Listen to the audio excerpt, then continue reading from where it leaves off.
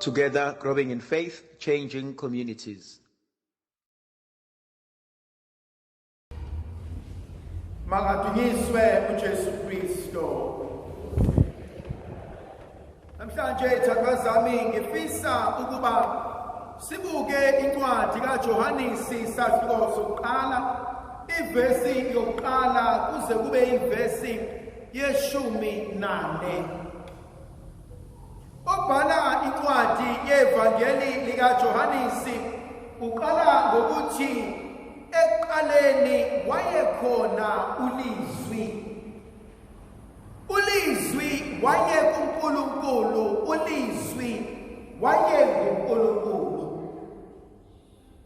Obhala incwadi yevangeli uliqala leli vangeli afanisane nalona obhala incwadi kaGenesis isahluko sokuqala ivesi lokuqala.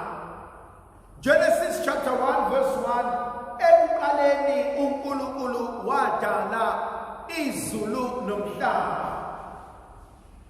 Into engifisa ukuya kuyona yokuqala engifisa ukukhuluma ngayo ukuthi indaba kaKhisimusi isinikeza isikhathi kumbe isigaba sokuba siqale kabusha. It's a new beginning. Ukwenza izinto ngizenze ngendlela engcono. Ukubuka impilo yami ebese ngifuna ukuba ngikhule, ngishintshe kulokhu ebengikona. Namhlanje kunezinto engifisa ukunipha zona ezingasisiza ekutheni siqhubekele phambili. Eyokuqala into engifisa ukubuyela kuyona ekuqaleni kwakunjani. Kubalulekile ukubuyela ezintweni njengoba zinjalo, sibuze endleleni ukuthi njengoba sengila empilweni kakade ngivelaphi. Ngifisa ukwenza umzekeliso. Uma uthatha isihlahla sinamagatsha, sinamaqabunga, sinezimpande. Amaqabunga ayashintsha, amagatsha angawa, kodwa ikhona into eyodwa engasoze yashintsha: izimpande.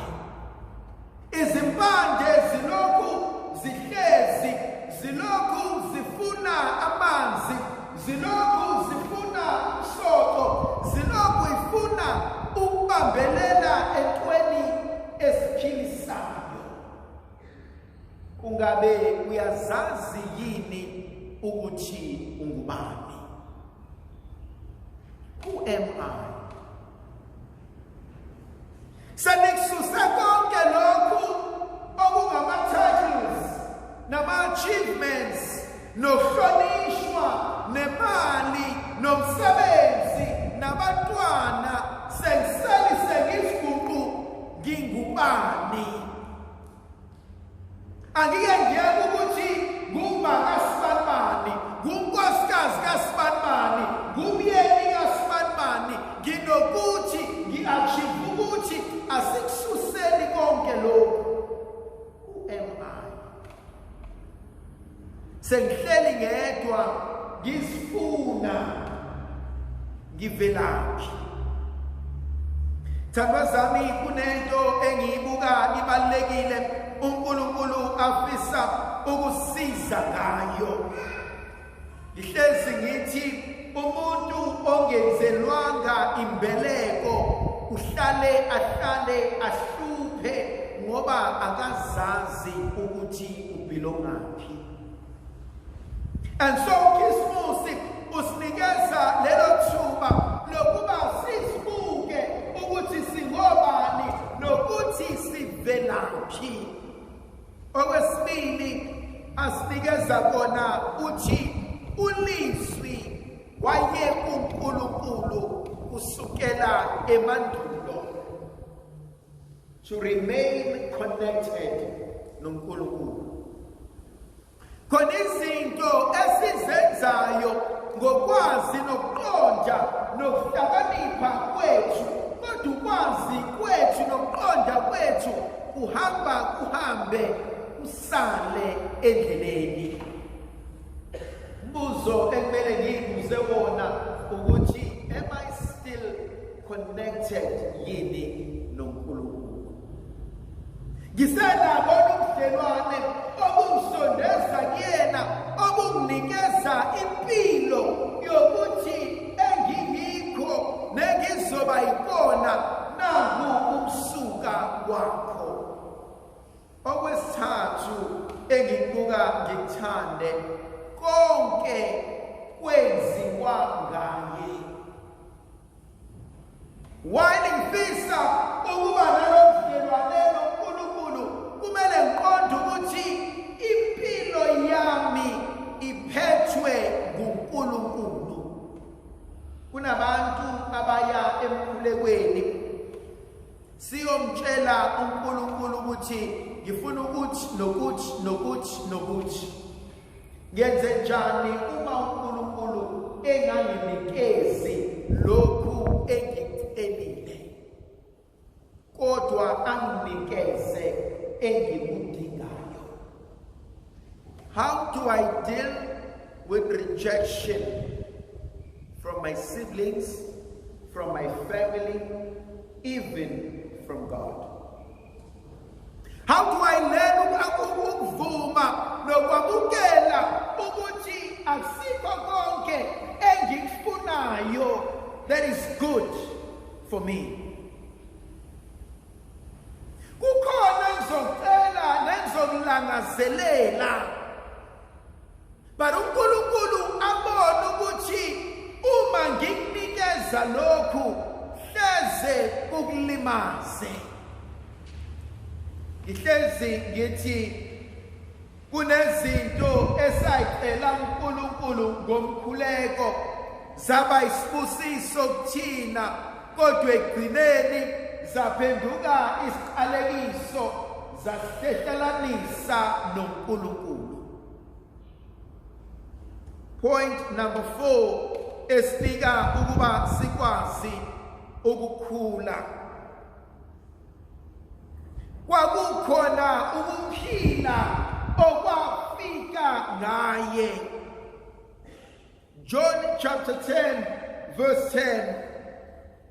Bheka ngifikile ukuba abantu bami babe nokuphila, babe nakho uchichime.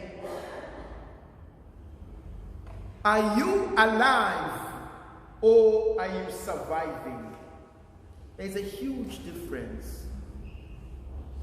I'm surviving, but angizazi ukuthi ngikephi, angizazi ukuthi ngenzani, angizazi ukuthi ngifunani. And so ngihamba nakho konke, ngenza konke ukuze ngikwazi ukuphila nokusurvive nabantu engibona. I'm in a survival mode. Kodwa uNkulunkulu usidalele ukuphila. Am I alive? Do I have aspirations? Ifiso, izinto engilangazelelayo ukuzenza. Nginazo izinto ezithi ngiyahalela, ngiyafisa nami ukuba njeya, ukwenza ukuthi nokuphelelisa ukuthi empilweni yami. Khona into enye ebalulekile, to speak words of life. Amazwi ayadala, inkulumo iyabopha. Ngiyawazini ukukhuluma amazwi akhayo empilweni yami. ukhuluma amazwi akhayo emsebenzini wami, amazwi akhayo kubantwana bami. Khona umlimi engimaziyo ofuyile, unomkhuba omuhle, uthi njalo uma eya kwimfuyo yakhe amaqanda mewathatha ayibingelele inkukhu zakhe, ebesethi ngiyabonga mantombazane naze nasebenza namhlanje. Uma ngimbuza ukuthi ukwenzelani lokhu, uthi ubanikeza impilo ukuze baqonde ukuthi lokhu abakwenzile kuhle kuyajabuleka. Bangaki abahlezi bebuka ububi obenzayo, okuhle okwenzile sebekhohliwe. Wayethi mina ugogo wami, umntanami, noma ngathiwa umuntu angakwenzani, kodwa ungakhohlwa okukodwa okuhle ake akwenzela khona.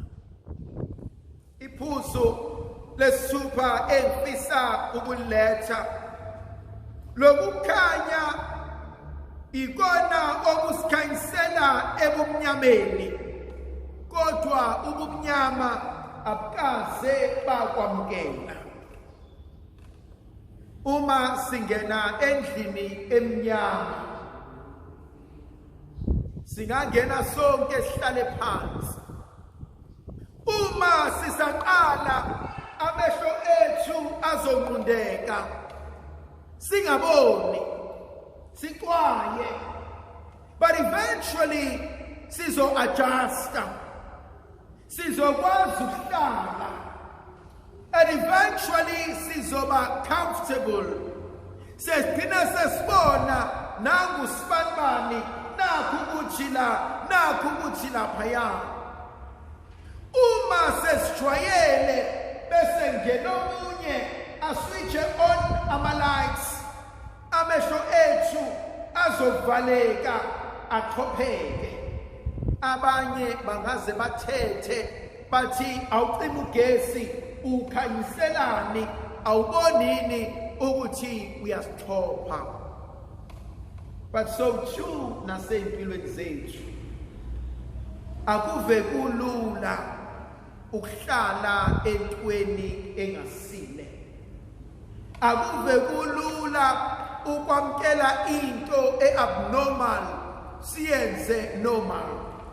Akuve kulula ukuthatha into eyihlazo siyenze ibe ingxenye yempilo zethu. And so uma umuntu esesikhuza, esesikhombisa ukukhanya, akuve kulula ukumgxeka, akuve kulula nokumzonda. But kunezinto ezimbalwa ekumele ngizibuze. Show me your friends, I will tell you who you are. Birds of the same feather flock together. Awukwazi ukuqhubekela phambili nempilo if uhleli nomuntu ohlezi negative. Awukwazi ukuqhubekela phambili nempilo if abangani bakho the only thing esidiscussayo amagama abanye abantu. If you fly with the sparrows and the miners, you will go nowhere. But if you fly with the eagles, you will achieve life. Mangithatha le ncwadi ngithwala iminithi ngingahlala 5 minutes, yeah, 1 hour siyasinda, 3 hours sesikhathele isandla.